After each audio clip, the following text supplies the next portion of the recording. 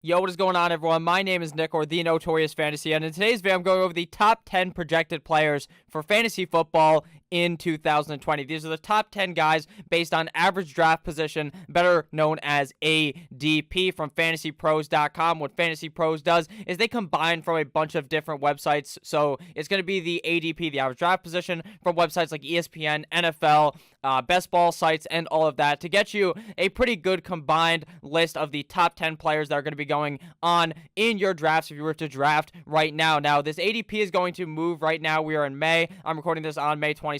It's my birthday. You guys are seeing this the day after my birthday. Thank you to all of you guys who gave me some support in the comments. It really means a lot to me. We're almost at my goal of 4,000 subscribers, but this video is going to be very simple. I'm just going to be bringing up where each guy is ranked, and I'm going to be talking about each player and whether or not I really think they're worth where their average draft position is at as of right now. So let's get right into it. Top 10 projected players for fantasy football in 2020. So the first guy here is obvious. Everyone knows who this guy is. Run CMC, Christian McCaffrey, running back of the Carolina Panthers. Christian McCaffrey right now is pretty much going as the consensus #1 overall pick. I barely ever see people even making an argument for anyone else at the #1 spot besides Christian McCaffrey. Now, what did Christian McCaffrey do last year? He pretty much proved his excellence. He pretty much hit his ceiling. If he did better than what he did last year, I would be very, very surprised. I'd be like that painting where the guy's like this, all shocked. That would be what I would be looking like if Christian McCaffrey was able to beat what he did last year. Last year, running back #1, 287 carries, which is 17.9 per game, fourth at the running back position, 1,387 rushing yards, 86.7 per game, third in the NFL. In the passing game, he had 143 targets, which is 8.9 per game,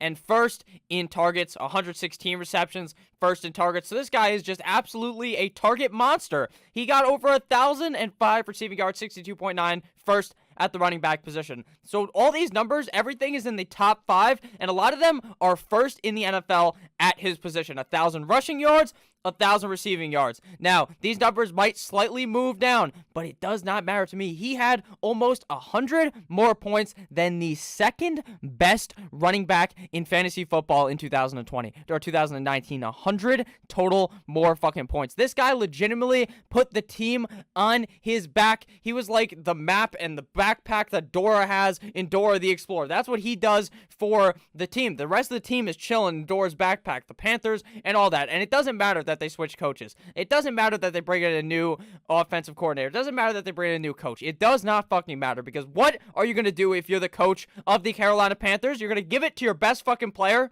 in Christian McCaffrey. He's just going to be getting the ball force-fed to the guy. He's going to get it so many times. Teddy Bridgewater is the quarterback. Teddy Bridgewater can dump the ball off to CMC a million times. The record won't be good. Their defense is not good. And you know what a bad defense means? A lot of opportunities for pass-catching opportunities. But it could be 3rd and 10, and the Panthers could fucking run it, because the odds of them getting a first down from passing is not really that high. I mean, their best wide receiver is DJ Moore, who's actually very talented, but the rest of the guys are not super talented. You just dump the ball off to Christian McCaffrey. You hand him the ball, the guy could absolutely eviscerate a defender. If you've ever seen the picture of him working out, the dude is absolutely yoked. He is going to destroy again in 2020. Looking at his red zone numbers, 66 red zone targets, 4.1 per game, second in the NFL. On total touchdowns, the motherfucker had 19 touchdowns, one short of 20, first in the NFL. This guy could put up numbers less than this and tear it up. This is probably the ceiling. This is probably where the ceiling is. All these points,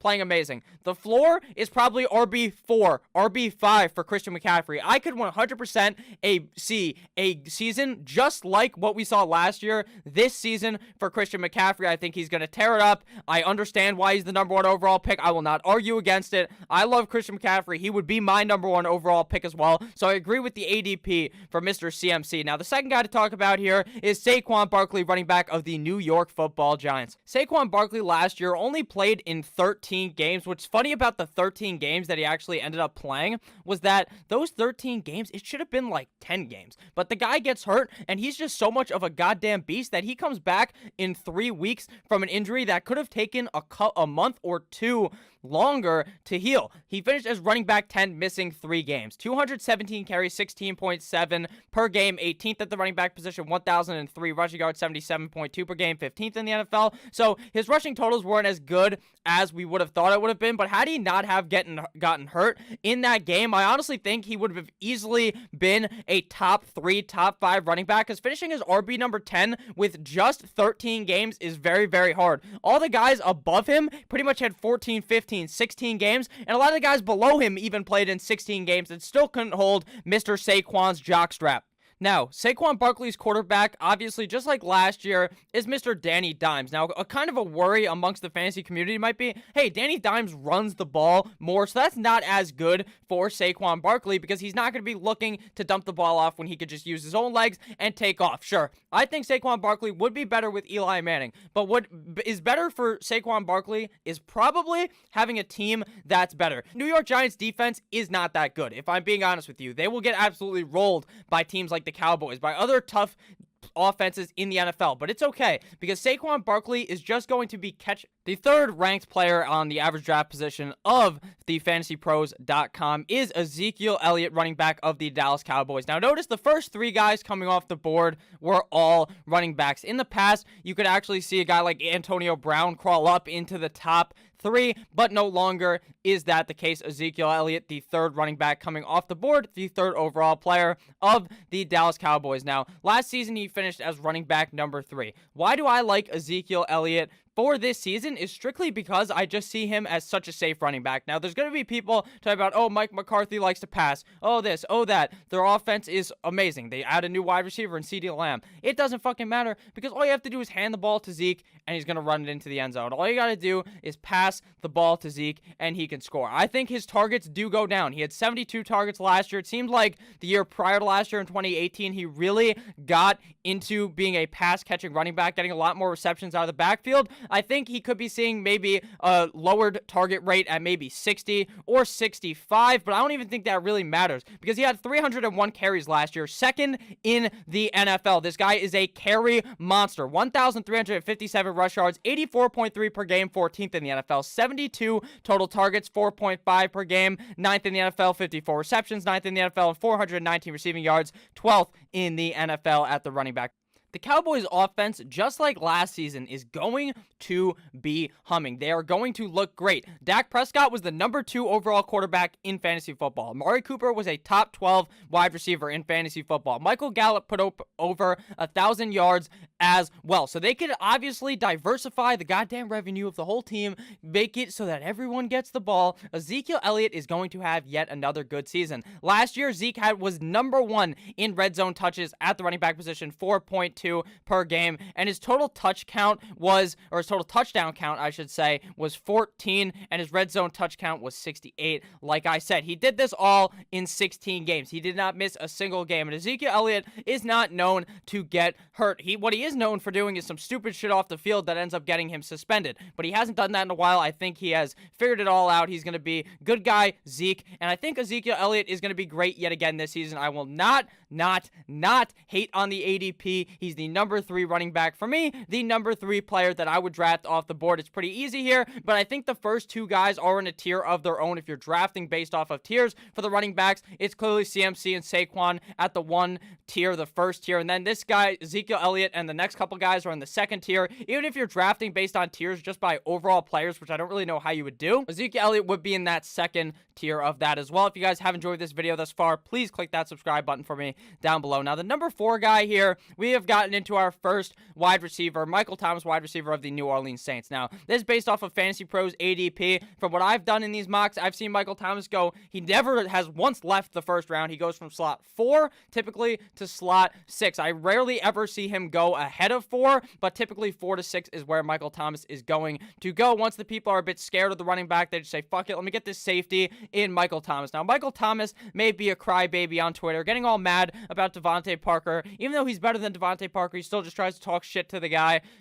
I don't get it at all, but Michael Thomas last year was wide receiver number 1 in 2019 in 16 games. He played 16 games. He had 186 targets, 11.6 per game. Yeah, you heard that right. You read that right if you're reading the screen. 11.6 targets per game. This guy is getting absolutely peppered with targets, and it did not fucking matter who the quarterback was. When it was Teddy Bridgewater, he was getting a lot of targets. When it was Drew Brees, he was getting a lot of targets. So Drew Brees comes back. He should be the quarterback. If he ends up getting hurt, it's going to be Jameis Winston, and maybe Michael Thomas is even better. He got so many targets, so many receptions. He's setting all these types of records because the offense, what they want to do, Sean Payton divvies it up so that what you do is Drew Brees can't get absolutely raped in the backfield. They're not going to absolutely murder the guy before he even has a chance to throw the ball, so they do these quick pass type of plays. Michael Thomas runs 8 yards down the field. Drew Brees throws it right there. Boom, it's a catch pretty much every single time. 149 receptions, 9.3 per game, number one at wide receiver. If you notice all of his stats, he's number one, except for the touchdown category. 1,725 receiving yards, 107.8 per game, number one at wide receiver, 9 total touchdowns, third amongst wide receivers,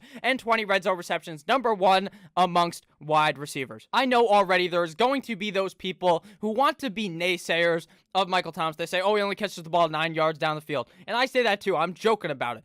You know what matters is catching the ball and getting yards. And that's what Michael Thomas does. He also scores touchdowns. He's also the best fantasy wide receiver last season easily. He is going to tear it up once again. I see no reason to be a naysayer, to say, oh, this, oh, that. People are going to bring up, oh, now Emmanuel Sanders is there. Now Michael Thomas is going to be terrible, or he's not going to get as many receptions. I can understand you wanting Devontae Parker to go over Michael Thomas because typically the number one wide receiver just does not repeat. Same thing with the number one running back. It just rarely ever happens. But Michael Thomas is the king of safety. You're not wrapping 3 condoms on because that's actually unsafe. You just put one on and you go to town. That's what Michael Thomas is. Michael Thomas is going to have yet another good season. You want to know who Drew Brees is going to throw the ball to? Either he's throwing it to Alvin Kamara or he's going to throw the ball to Michael Thomas. It's very obvious. And now obviously Emmanuel Sanders is going to get the ball, but who cares? Michael Thomas is going to tear it up. He's the alpha on the team. He is the best NFL wide receiver for scoring fantasy points, so that's why I like him. Number 4, Michael Thomas.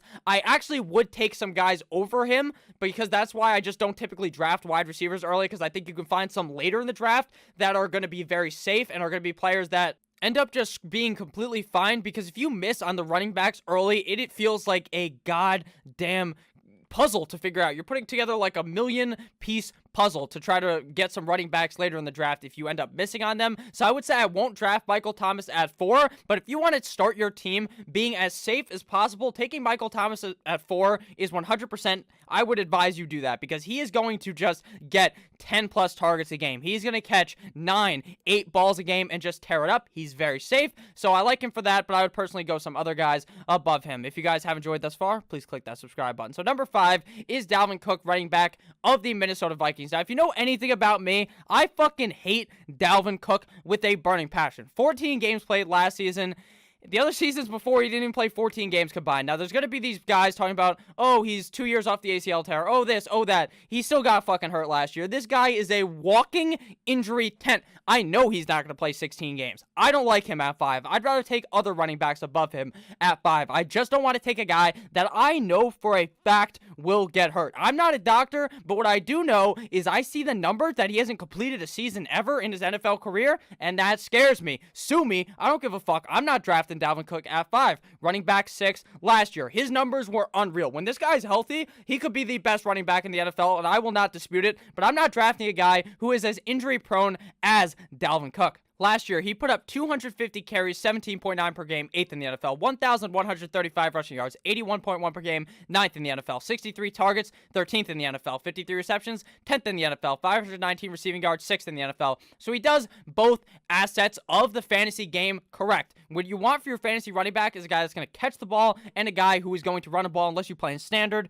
Don't be a crazy motherfucker playing half PPR or full PPR. I personally prefer half PPR, but most of my leagues are full PPR, and his red zone touches were 56th in the NFL, and his total touchdowns were 13th, 7th in the NFL. So just missing some games for Dalvin Cook and him still playing just 14 games, he still tore it up. He's going to tear it up. He'll finish as a top 10 running back, I would assume. Maybe he finishes slightly outside the top 10 if he gets hurt early, but he's going to tear it up when he's on the field. My only worry is his injury concern. Another worry, to play devil's advocate, is that Mike Zimmer is now probably going to be calling the plays. Before it was Kevin Stefanski, and Kevin Stefanski will just jerk off to watching a running back run on the field. He literally will give the ball to the running backs 60% of the time. No one really does that. 55% of the time. He is a run-heavy machine, and now he's gone. He's the Browns head coach, so that kind of worries me. But at the end of the day, Dalvin Cook is fine at 5. I am just personally not going to take him because I want a guy who I think will play 16 games. There's going to be people who tell you,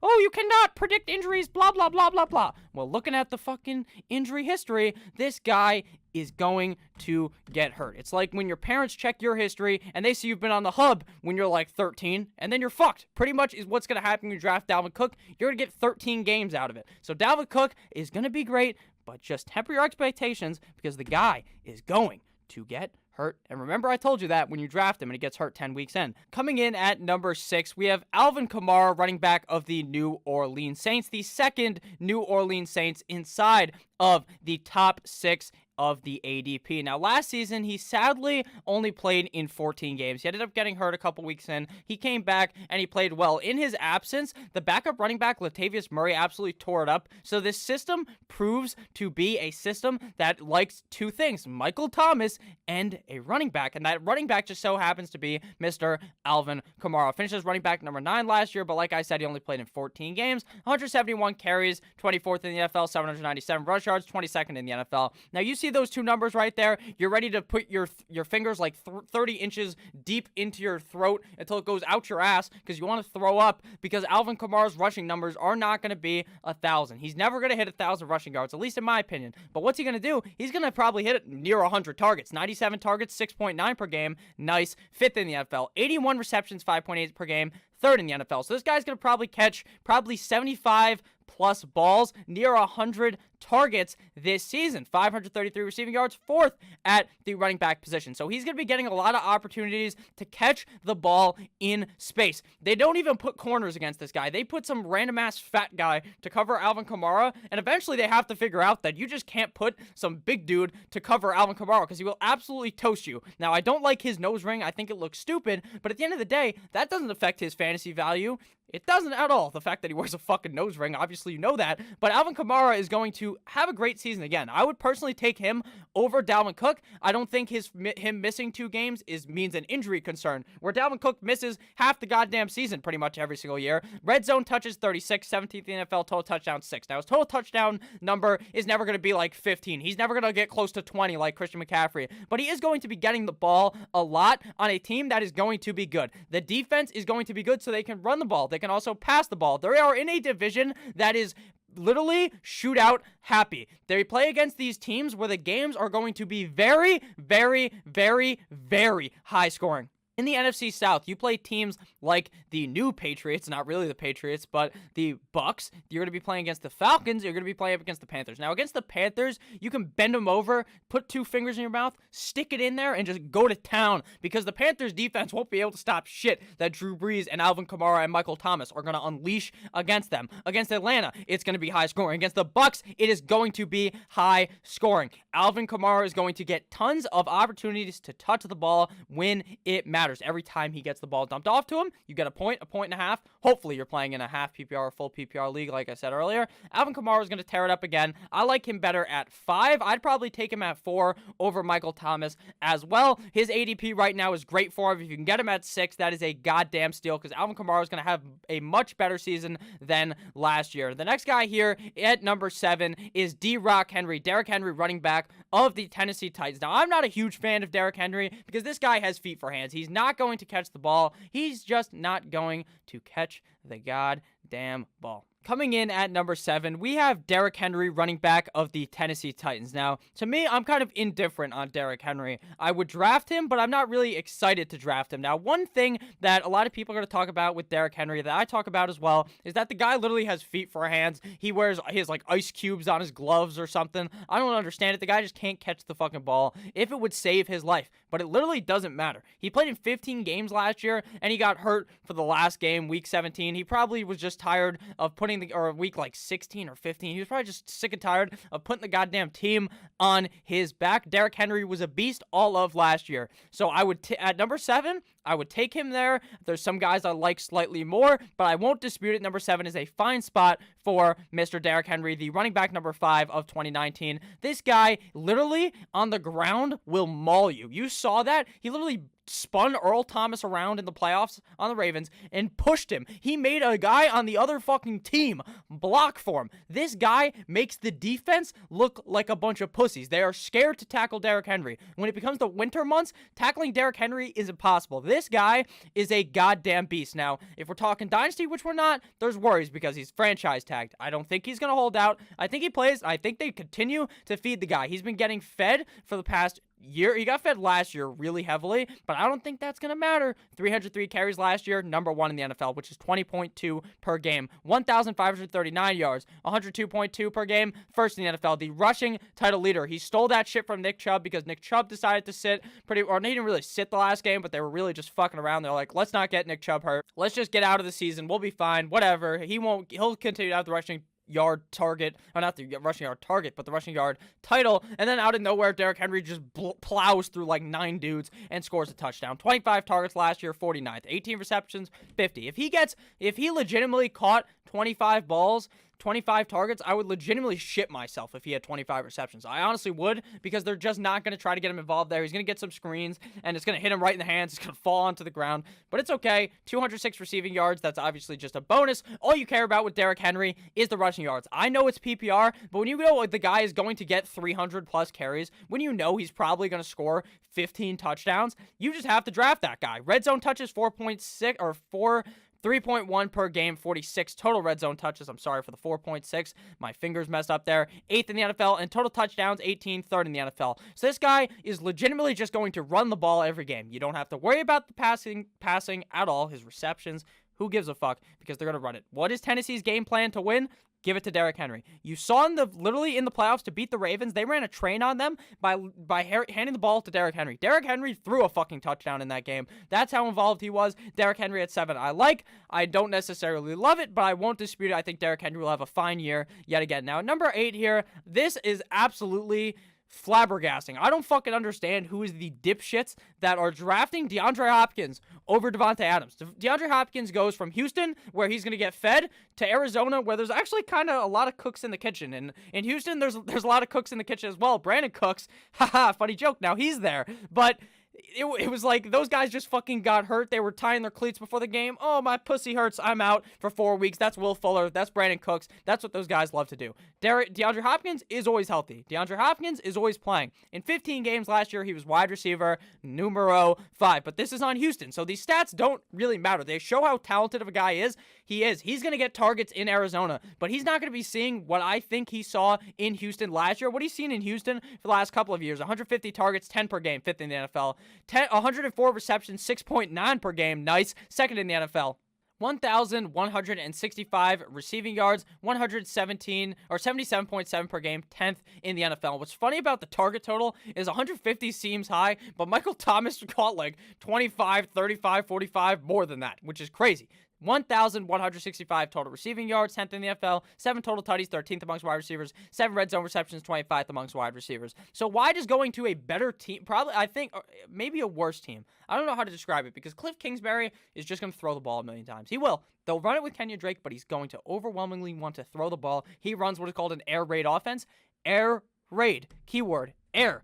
You want to know how you throw the ball through the air? You want to know how you run the ball? I don't know, on the ground. So DeAndre Hopkins is going to still be getting a lot of opportunities. I just worry that Christian Kirk is so good. Larry Fitzgerald the guy's old as fuck. He goes out there on his wheelchair and he still balls out. So I think DeAndre Hopkins has a good year. I'm just really worried about the fact that they're not getting this connection. Him and Kyler Murray are not working out together yet. They're not going to be able to do some of these things because of the coronavirus. Now, if a lot of this other stuff goes off as normal, I think he'll be fine. I just don't know why you would take him over number 9, Davante Adams. So I disagree with this ADP. I will not be taking DeAndre Hopkins ever ever above Davante Adams, and Davante Adams is the number 9 guy, like I said, wide receiver of the Green Bay Packers. Now, last year, Davante Adams could have been the number 2 guy easily last year, the number 2 wide receiver, but he ended up getting hurt. He played in 13 games, wide receiver number 24 last season. 127 targets, 10.6 per game, 14th. 83 receptions, 6.9 per game, nice. 12th in the NFL, 997 receiving yards, 83.1 per game, 26th in the NFL. 5 total tutties, 34th amongst wide receivers,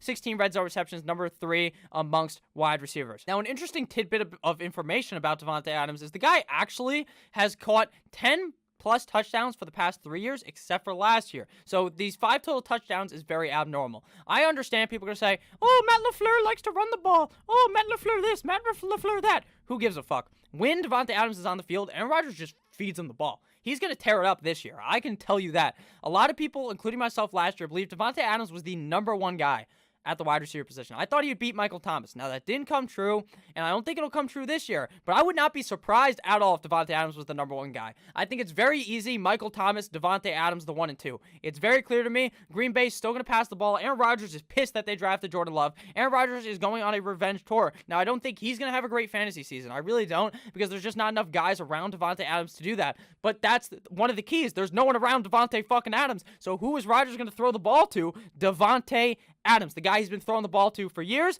the guy who is going to have a bounce back year if he plays just 14, 15 games. If he plays all 16, he legitimately could be the number 1 guy. I love Adams here at number 9, a very good pick. And if you guys haven't noticed, there were so many running backs at the beginning, and then we get into all wide receivers for the last couple of picks, just like the number 10 guy, Mr. Tyreek the Freak Hill, wide receiver of the Super Bowl champion Kansas City Chiefs. Tyreek Hill last year obviously missed some times. He only finished as wide receiver number 30 in 2019 with just 12 games played. But the thing with Tyreek Hill is he will legitimately have those games where he absolutely bitch slaps your opponent. He tears it up. He will be good some games and he'll be bad some games. But his bad game, he did put up a 0 spot, but he ended up getting hurt in that game. And he put up 3 points last year one time, but his bad game is typically like 10 points. His good game is near 30 points. So you obviously have to weigh that in. Tyreek Hill is much more risky than any of these guys on a game-by-game basis, and that's why I'm kind of falling out on Tyreek Hill. When I pick a guy in the first round, this guy's number 10. Typically, most people play in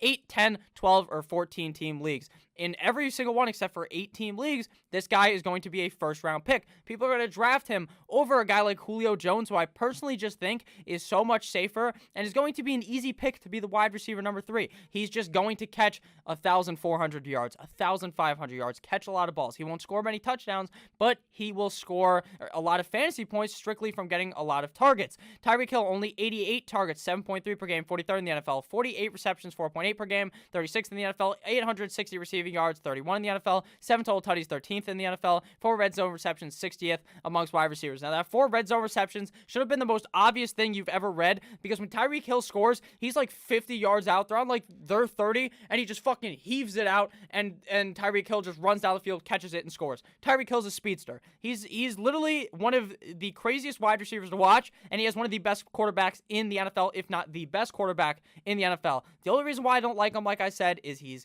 good some games, he's bad some games. I just don't want to deal with that in my lineup. I don't want my wide receiver 1 having great games and then disappearing. I'd rather have the guy that I feel won't really bust on any single week. He's not going to blow a load straight onto my face Mandingo style. So I'm just not going to worry about Tyreek. I'm going to stay away from Tyreek Hill. I'm not saying he's a bad pick. You can definitely pick him, but number 10 is a little too early for Tyreek Hill for me. So I hope that you guys enjoyed this video. Let me know what you guys thought about all these players. You could just leave it 1 through 10, or just any of these guys. Tyreek Hill, maybe you like him, maybe you don't. Let me know how you feel about their average draft positions. I love each and every single one of you guys. The birthday wishes yesterday really meant a lot to me. I really appreciate the amount of growth my channel has been getting recently. At the end of the video, I always talk about this kind of stuff because I'm not going to bore you in the middle of the video and talk about it, but I really do love all you guys. I hope you guys all have a great rest of your day, and I'll see you guys tomorrow with yet another banger of a video. Make sure to have a great rest of your day. I really do love you all. It really does mean a lot. I'm officially old now, 21. Have a great rest of your guys' day. Good boy.